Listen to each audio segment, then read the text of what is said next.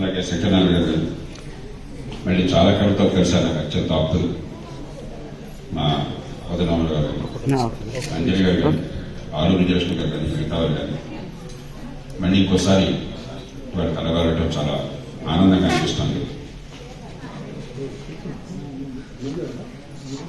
నాకు ఒకసారి ఈ రాత్రి 10 గంటల ఇంటికి పెద్ద ఉంటుంది.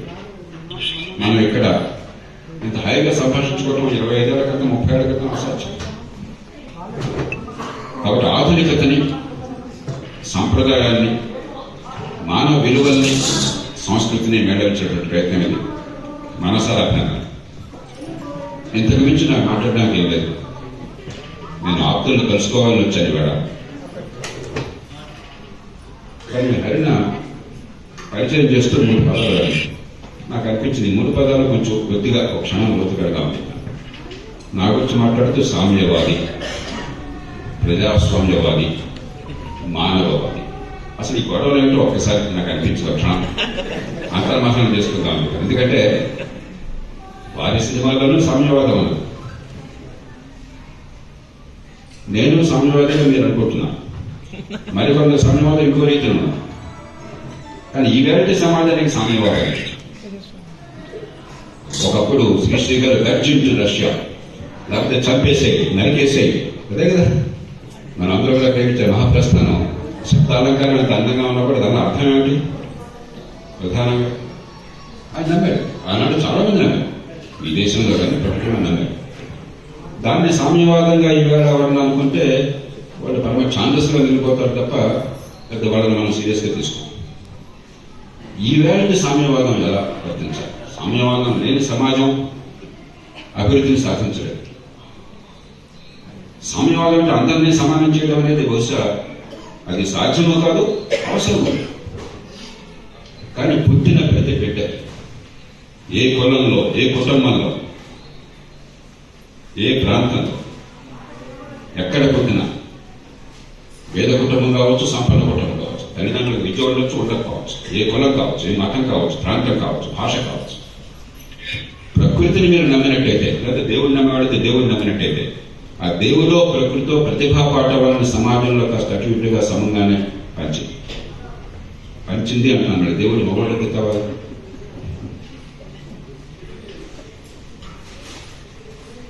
ఆ ప్రతిభని వెలికి తీసే అవకాశాన్ని సమాజం కల్పించకపోతే అంతకంటే మహాపాపం ఆಗುತ್ತೆ. నేను ఎప్పుడు అనుకుంటున్నా చెప్తున్నాను, నాకు దేవుడి నడవడే తెలియదు. దేవుడికి నాకు మ్యూచువల్ నాన్ ఇంటర్ఫియరెన్స్, ఒక ఒప్పందం. దేవుడు మన గురించి పట్టించుకోకపోతే మనం కూడా దేవుడి గురించి పట్టించుకోకర్లేదు. దేవుడి సంగతి దేవుడిది, మన సంగతి అంతే. కానీ పాపం మాత్రం ఉందని నమ్ముతున్నాను. ఒక బిడ్డకున్న ప్రతిభా పాఠవాలు, ఆ జన్యు సంపద వికసించే అవకాశాన్ని సమాజం కల్పించకపోతే నా దృష్టిలో అంతకంటే మహాపాపం ఆధునిక నివారించలేని క్లేశాలు చాలా ఉన్నాయి. కొన్ని సందర్భాల్లో అకాల మరణం కూడా రావచ్చు, నివారించలేకపోవచ్చు. మనం నిన్న అంతా బాగుంది నవ్వుతూ తిరుగుతున్న వాళ్ళం సడన్గా ఈవేళ అకస్మాత్తుగా రాకూడదు చెప్పొచ్చిపోతే మనం ఏం చేయాలి? మనకు ఆ సాంకేతిక విజ్ఞానం అవకాశం పూర్తిగా ఉంది కూడా అది సామాన్యులకు అందకపోయినట్టయితే, కేవలం డబ్బు లేని కారణంగా, పరిజ్ఞానం అందని కారణంగా, అంతకంటే మహాపాపం మరొకలేదు. ఎదిగే అవకాశాన్ని కల్పించకపోతే అది కేవలం పాపం మాత్రమే కాదు, సమాజం నష్టపోతుంది. ప్రకృతి జన్యు సంపదను పంచినప్పుడు 100% జన్యు సంపద ఉపయోగించుకోకపోతే 20% జన్యు సంపదతో 100% భవిష్యత్తు బాగు చేయడం సాధ్యం కాదు. కాబట్టి మనమేదో ధార్మిక చింతనతో సమాజంలో అందరికి అవకాశాలు తెచ్చుకోవడం అక్కర్లేదు. మన మీద మనకు ప్రేమ ఉంటే, ఇంగిత జ్ఞానంతో కూడిన స్వార్థం ఉంటే, మన పిల్లలు మంచి సమాజంలో బతకాలన్న ఆంక్ష మనకు ఉన్నట్టయితే సమాజంలో అందరి జన్యు సంపద ఉపయోగపడాలి. ఈవేళ భారతీయ సమాజంలో అది లేదు. కృష్ణ సోదరుడు టెక్నాలజీలో రాణించినా కూడా కళారంగం మీద మమకారంతో ఆయన సినీ ఫీల్డ్లోకి వచ్చి సొంతంగా మిగతా వ్యాసంగా చేపట్టి గౌరవప్రదంగా బతుకుతున్నాడు, యువతను ప్రోత్సహిస్తున్నాడు. దానిలో వస్తుంటే కృష్ణతో అడిగాను, నేనన్నా సినిమాల్లో మరి అవకాశాలు ప్రతిభలు పెట్టి వస్తున్నాయని. నాకు అర్థమైంది ఏంటంటే సినిమాలో విభిన్న రంగాల్లో ప్రతిభను బట్టి వస్తారు. ఒక సాహిత్యం కావచ్చు, సంగీతం కావచ్చు, మరి ఫోటోగ్రఫీ కావచ్చు, మరొకటి కావచ్చు. కానీ లీడ్ యాక్టర్, ముఖ్యంగా మగ యాక్టర్లు ఉంటారే, అది కుటుంబాలను బట్టి, కులాలను బట్టి వస్తుంది. మెరిటోక్రసీ దానికి అందట్లా. ఏ రంగంలో అయినా సరే పుట్టుకని బట్టి ఎదిగే అవకాశాలు వస్తే ప్రతిభని బట్టి కాకుండా, అదే కష్టాన్ని బట్టి కాకుండా, సమాజానికి గొడవగలిగేటువంటి మంచి వల్ల కాకుండా ఆ సమాజం నష్టపోతుంది. నా దృష్టిలో ఇవాటి సామ్యవాదం ఇది కావాలి. దాన్ని పక్కన పెట్టి మనం అంతా పిచ్చి పిచ్చి వాదనలు చేస్తున్నాం. ఇప్పటికీ పిడివాదన చేస్తున్నాం. Impossible best the enemy of the possible good. అసాధ్యమైనటువంటి అద్భుతం సుసాధ్యమైన మంచికి శత్రువు అవుతుంది. ప్రజాస్వామ్యవాదం మొన్న ఓటేశాం. గజ్వేల్లో 5 కోట్లు పంచిపెట్టారో నాకు తెలియదు. పంచిపెట్టకపోతే ఆశ్చర్యపోతాను. సరే, ఒక ప్రత్యేక నియోజకవర్గం, ఒక పార్టీ నాయకుడు ముఖ్యమంత్రి పోటీ చేసి కూడా పెద్దగా పట్టణం ఉండకపోవచ్చు. ఆయన మీద నమ్మకంతోనూ ఆయన బాగా చేస్తాను. రోడ్లు చూశాను ఇక్కడ రాగానే నేషనల్ హైవే రావాలి ఉంటుంది సార్, వాళ్ళు సంబంధంగా సహజంగా అలాంటి ప్రతినిధి కావాలని కోరుకుంటున్నాను. కానీ తెలంగాణలో నా దృష్టిలో నాకు అర్థమైనంత వరకు ఒక 8,000 కోట్ల నుంచి 10,000 కోట్ల నరసింహలో మన ఎలక్షన్లో ఖర్చు అయ్యింది. ఎవరు నెగ్గారు పక్కన పెడతాను. ఎవరు నెగ్గినా ఎవరు కూడా అదే మనుషులు. మనం అంతా క్రమంలో ఉన్నాం. అంతే, ఈ పార్టీ వేరు ఆ పార్టీ వేరినంతా అదే ఒక పూల్ ఆఫ్ అస్పైరెంట్స్ ఉన్నారు. సందర్భాన్ని బట్టి వాళ్ళు అటు ఇటు ఉంటారు.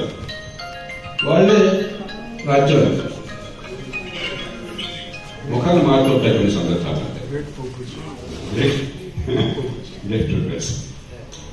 ఇది ప్రజాస్వామ్యం అంటే మనం మోసం చేసుకున్నాం. అలాగే ప్రజాస్వామ్యం అసలు లేదని కూడా నేను నిరాశావాదిని కాదు. ఖచ్చితంగా స్వేచ్ఛగా ఓటేస్తున్నాను. ఆలోచించి వేసినా రాకపోయినా, ప్రలోభాలకు గురైనా కాకపోయినా ఓటుని బలవంతంగా తుపాకీ పెట్టి ఎవరు వేయించారు. మాహూదిలాగానో దాసిలాగానో ఆ ఫెడరలిజం అంతమే అవశేషాలు ఉన్నప్పుడు అలాంటి ఫెడరలిజం రాజ్యవ్యాప్తంగా స్వేచ్ఛగానే ఓటేస్తున్నాం. కానీ ఓటేంటో అర్థం కాని దాన్ని ప్రజాస్వామ్యం అంటే అభాస్యం. నిజమైన ప్రజాస్వామ్యం అంటే అధికారం ప్రజలకి చక్కగా తీసుకోవడం. తప్పులు జరగని ఇవి కావాలి.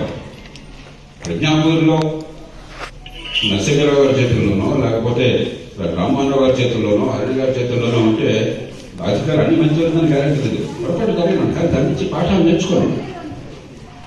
అదే మనకు నష్టం జరుగుతుంది ఈ రకంగా చేస్తే. ఇలా మంచి అని కొట్టేస్తే ఈ రకంగా మంచి జరిగింది అని అర్థమైనా అది ప్రజాస్వామ్యాన్ని పెంచింది. ఓటంటే అర్థం కాకుండా అదొక సరదాగా, పండుగలాగా, సంబరంలాగా, ఉత్సాహంగా ఓటేస్తున్నాం. కానీ నా జీవితాన్ని శాసించేది, నా బతుకులో నిర్దిష్టమైన మార్పులు తీసుకొచ్చేది, ఆ నిర్ణయాలు ఆ జీవితాన్ని ప్రభావితం చేస్తాయి, నా చుట్టూ ఉన్న పరిసరాలను ప్రభావితం చేస్తాను అవగాహనతో మనం ఓటు వేయాలి. ఎందుకంటే ప్రజలకు అందనంత దూరంలో అధికారాన్ని చలాయిస్తుంది. ప్రజాస్వామ్యం అనే సంస్కృతి గత 500 ఏళ్ళుగా, కనీసం 1000 ఏళ్ళుగా లేని సమాజంలో చోళుల కాలంలో మనకేదో ఉత్తర వేరే ఇన్స్క్రిప్షన్లో గ్రామీణ ప్రభుత్వాలు ఉండేవి, స్థానిక ప్రభుత్వాలు ఉండేవి. ఆ తర్వాత ప్రజాస్వామ్య సంస్కృతి దేశంలో అనుభవం మనకు గతంలో ఉంది. 2000-300 సంవత్సరాల క్రితం అలెగ్జాండర్ వచ్చినప్పటికీ, ఆ తర్వాత కొన్ని ప్రాంతాల్లో ఉంది ఇక్ష్వాకులు, మన నిత్యావులు కానీ, లేకపోతే ఇతర తెగలు కానీ, రిపబ్లిక్స్ అంటారు.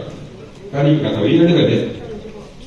అలాంటప్పుడు ప్రజాస్వామ్యాన్ని తయారు చేయకుండా, మన ఓటికి బతుకి మధ్య సంబంధం తెలియకుండా, మనం కట్టే పన్నులకి మనకు వచ్చేటువంటి ఫలితాలకి సంబంధం తెలియకుండా, బాధ్యత ఒక చోట, అధికారం మరో చోట ఉండేది ప్రజాస్వామ్యం అంటే హాస్యాస్పదం.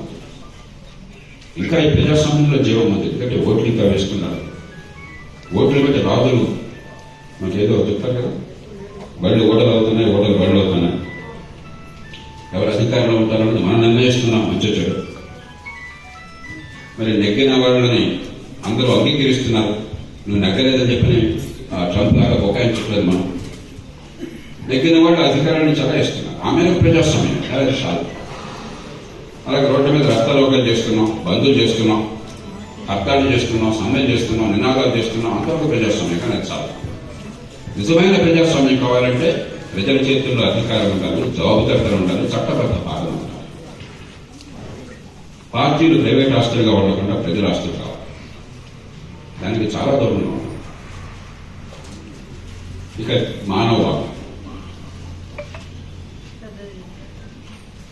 మానవవాదానికి గత కాలంలో ఉన్న వివిధ డబ్బుతో నిమిత్తం లేకుండా, పారితోషికంతో సంబంధం లేకుండా ఒక 1000 కార్యక్రమాలని రకరకాల అంశాలను మిళితం చేసి టెక్నాలజీని పూర్తిగా ఉపయోగించి అందించగలుగుతున్నారని చెప్పి నాకు అద్భుతంగా అనిపిస్తుంది ఇవాళ కాలం. దీనిలో సాహిత్యం ఉంది, సంగీతం ఉంది, సమాజం ఉంది, సంస్కృతం అన్నిటిని మిళితం చేశారు. దానికి ఆర్జులైనటువంటి రాజేష్ గారిని, మా బండారు రామోహనరావు గారిని, విశ్వేశ్వరరావు గారిని, మిగతా బృందాన్ని వారికి అండదండలుగా ఉండి సమయాన్ని ఇచ్చి తమ ప్రతిభని, తమ ఆలోచనని సమాజంతో పంచుకునే పెద్దలందరినీ మనసారా అభినందిస్తున్నాం.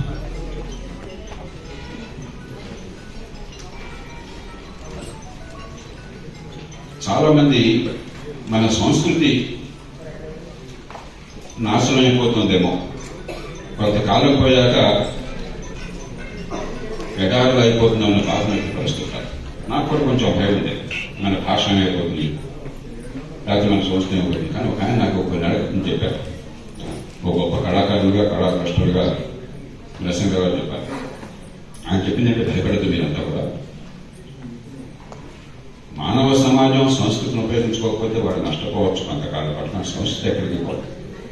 ఒక తరంలో ఒక్క మనిషి భాషను, సాహిత్యాన్ని, సంస్కృతిని బాగా జీర్ణించుకుంటే మళ్ళీ తర్వాత తరానికి ఖచ్చితంగా కలుగుతుంది. మనం నష్టపోతున్నాం అని బాధపడండి, కానీ శాశ్వతంగా అంతరించిపోతుందన్న భయం అక్కర్లేదని చెప్పారు. గొప్ప ఉదాహరణ మీరంతా చేస్తున్న ప్రయత్నం. అందులో టెక్నాలజీ ఉంది కాబట్టి దాన్ని మనం వచ్చే